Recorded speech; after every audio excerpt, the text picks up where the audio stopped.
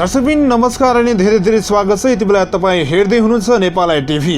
दर्शकबिन यति बेला तपाईँ माझ एउटा सनसनीपूर्ण खबर लिएर हामी उपस्थित भएका छौँ।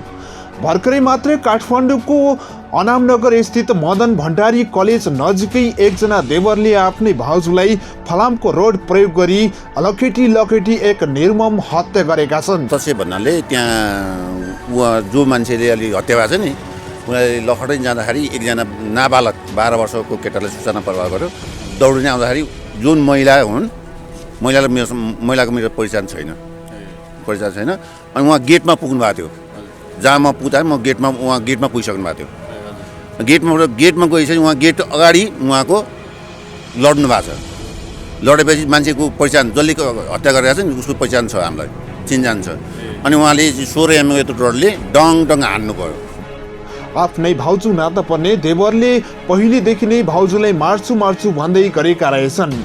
त्यहाँका स्थानीय बासिन्दा बताउँछन् के समस्या भन्दा जहिले पनि उहाँ के बोल्नुहुन्छ भने तँलाई नमारी छोड्दिनँ भन्ने कुरा यहाँ हाम्रो टोलका बुद्धिजीवी साथीभाइले भनेको सुन्दाखेरि म तँलाई नमारी छोड्दिनँ भने जुन अलि मृतकको देवरले त्यो शब्द बोल्नुहुन्थ्यो अरे। साँझ करिब 7:45 तिर पसलबाट भाउजू तरकारी लिएर कोठातर्फ लागिरहँदा बाटोमा एक्कासी भाउजूमाथि फलामको रडले हमला गरेका थिए। पहिलो प्रहार घाँटीको गर्दनमा परेपछि भाउजू लडिन् र पछि लखेट्दै टाउकोमा प्रहार गरिरहँदा भाउजूले गुहार माग्दै एक अनजान घरको गेटभित्र पस्दा त्यहीँ छोपेर फलामको रडले प्रहार गरी हत्या गरेको त्यहाँका प्रत्यक्षदर्शीहरू बताउँछन्। घरमा जाँदा एक रड हान्न चाहिँ मलाई थाहा छैन, दोस्रो रड हान्दा चाहिँ उहाँ लड्नु भयो। दोस्रो रड एक रड चाहिँ हानेर यहाँ हाम्रो गुहार माग्न आयो भन्नुभयो। जो घर बेटी हुनुहुन्छ कि घर बाह्र वर्ष त्यो चाहिँ हामी चिन्जान छैन। एक महिलामाथि त्यसरी हमला भइरहँदाखेरि बासिन्दाहरूले पनि केही नगर्न सकेको पनि बताउँछन्।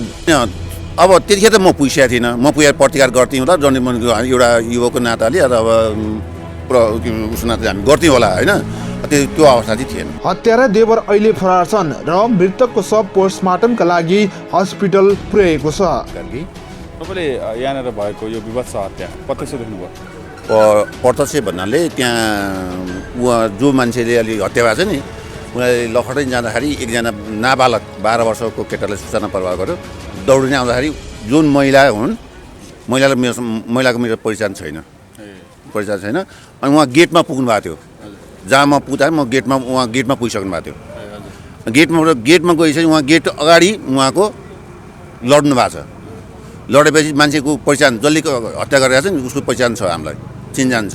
अनि उहाँले 16 mm यत्रो रडले डङ हान्नु भयो। हानेपछि उहाँ तपाईँले देख्दै हान्नुभयो। हानिसकेपछि अनि उहाँले हतपत अब मान्छे लड्यो होइन, हामी त्यहाँ जान सक्ने अवस्था भएन। कानुन रूपमा के भयो लडिसके छटपटा छैन, जान नसकेपछि हामी के पनि बाहिर बस्यौँ। अनि घरका मान्छे जुन भाडामा बस्ने हो घरधनी हो, अब हामी चिन्दैनौँ होइन, घर काठमाडौँ चिन्दैनौँ। सबै निस्किएपछि उहाँले गुहार माग्दै आउनु भएको थियो। गुहार माग्दै जानुभयो। गुहारमा जाँदाखेरि एक रड हान्न चाहिँ मलाई थाहा छैन, दोस्रो रड हान्दा चाहिँ उहाँ लड्नु भयो। दोस्रो रड एक रड चाहिँ हानेर यहाँ हाम्रो गुहार माग्न आयो भन्नुभयो। जो घर बेटी हुनुहुन्छ कि घर 12 वर्ष त्यो चाहिँ हामी चिन्जान छैन होइन। दोस्रो रड हानेर उहाँ लड्नु भयो। अनि 3 रड यहाँ हानेर उहाँको डेड बडी नै ठाउँ भएको। ठाउँ प्राण गयो।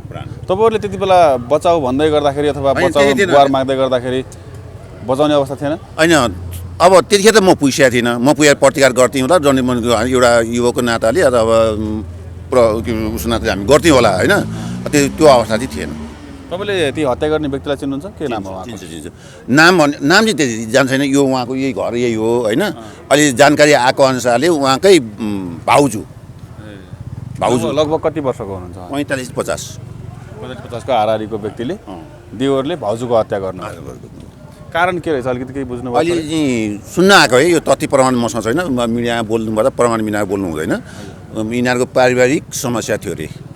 उहाँले के समस्या भन्दा जहिले पनि उहाँ के बोल्नुहुन्थ्यो भने तँलाई नमारी छोड्दिनँ भन्ने कुरा यहाँ हाम्रो टोलका बुद्धिजीवी साथीभाइले भनेको सुन्दाखेरि म तँलाई नमारी छोड्दिनँ भने जुन अलि मृतकको देवरले त्यो शब्द बोल्नुहुन्थ्यो अरे। जो मृतक हुनुहुन्छ उहाँको देवरले श्रीमान कहाँ हुनुहुन्छ अहिले? श्रीमान आइसक्नु भएको छ, यहाँ गइसक्नु भयो। त्योहरू चाहिँ पक्राउ गर्न सफल होइन भयो उहाँ त प्रहरीको डिएसपी साहब एउटा चिन्जानै थियो उहाँलाई मैले फोन गर्दाखेरि उहाँ आत्मसमन गरेर आइसक्नु भयो भन्छ उज्जवल थापा हुनुहुन्छ टोकेर सोधे पनि हुन्छ त मलाई आत्मसमन गरे हो कि बाहिर गएको जब बिना प्रमाण बोल्न सकिँदैन अब प्रहरी प्रशासनको सूचना अनुसारले चाहिँ उहाँ आत्मसमन गर्न गइसक्नु भएको छ ठिकै तपाईँ घटनास्थल आइसक्दाखेरि ती महिलाको प्राण गइसकेको थियो अथवा गइसकेको थियो? गइसकेको थियो है? गइसकेको चुन चाहिँ कहाँ छ टाउकोमा पछाडिपट्टि होइन थप जानकारीका साथ थप जानकारी भिडियोका साथ फेरि पनि हामी उपस्थित हुनेछौँ। अर्को फलोअप भिडियो हेर्नको लागि हाम्रो नेपाल टिभीलाई सब्सक्राइब गर्नुहोला।